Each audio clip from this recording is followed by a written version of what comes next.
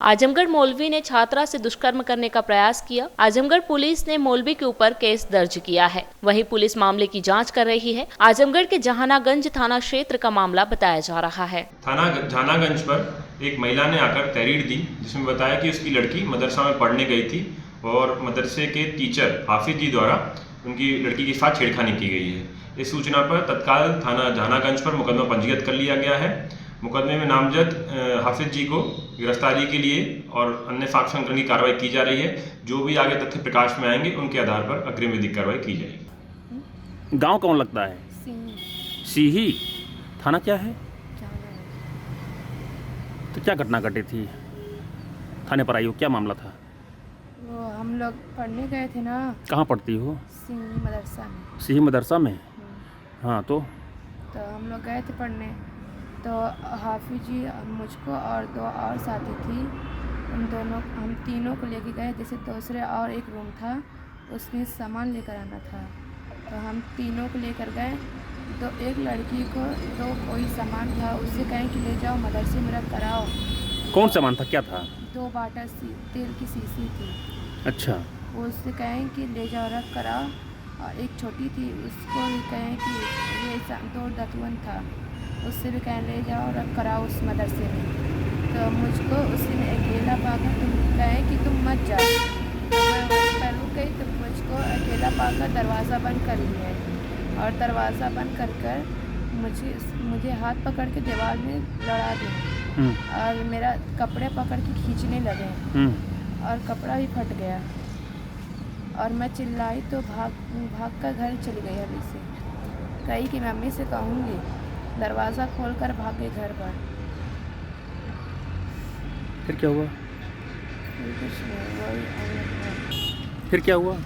तो हम जब पर बड़ा खींचने लगे, डोरी खोलने लगे तो हम कहें कि हम जाएंगे, अपनी मम्मी से कहेंगे, तो हम भाग गए थे। तो क्या बोले? तुम कहो कि अम्मी से कहेंगे तो? अम्मी से कहेंगे तो मैं कुछ बोले नहीं? फिर कपड़ा फट गया तुम्हारा? फिर अम्मी के पास थाने पर गई थी? हाँ। तो क्या बोले दरोगा जी? कुछ कहे? मुकदमा हुआ कि नहीं हुआ? वो कह नहीं हुआ। क्या बोले? नहीं हुआ। नहीं हुआ। आज क्या दिन की बात है? 4 दिन की बात। सीही? हाँ। थाना क्या लगता है आपका? जहानागंज है। क्या घटना घटी आपके साथ? बेटी के साथ क्या हुआ था? मेरी लड़की वो स्कूल में मदरसा में गई थी, तो वहाँ से वो दूसरे घर में से काबला की सामान 2-3 लड़की थी। वो लड़की ने काबला की सामान धरने मदरसा में गई थी, तो वो लड़की उधर ही रह गई थी। मेरी लड़की को दरवाज़ा बंद कर को वो छिड़कानी करने लगा। कौन किया? वो मौलवी साहब ने। मौलवी साहब का नाम जानती हैं? साकिब। अब देखिए उनको? हाँ। अब देखी है उनको, पता नहीं? अच्छा, फिर क्या हुआ? तो जंपल ने खींच दिया, फट गया। उसको दीवार में लड़ाने लगे। हाँ, कि जाओ अपने घर पे कहोगी, मेरा कुछ कोई कर नहीं पाएगा। अगर घर पे जाओगी तो उनको मार दूँ, गोली से ख़त्म हो जाओगी। अच्छा। तो बेटी आपको कैसे मालूम पड़ा? ये मेरी लड़की ने बतलाई थी। जब स्कूल से आई तब बताइए। हाँ, मैं नहीं घर पे रही थी, मैंने जहानागंज आई थी मैं दवा के लिए। मेरी दांत में दर्द हुई थी, तो मैं आई तो घर पे गई तो सो रही है, तो कुछ सोई थी, तो मैंने पूछा कहाँ बजा है, तो वो बताने लगी थी ऐसी बात है। मौलवी साहब को दरवाज़ा बंद करके ऐसा काम। तो इसकी जानकारी आप थाने पर दी हैं?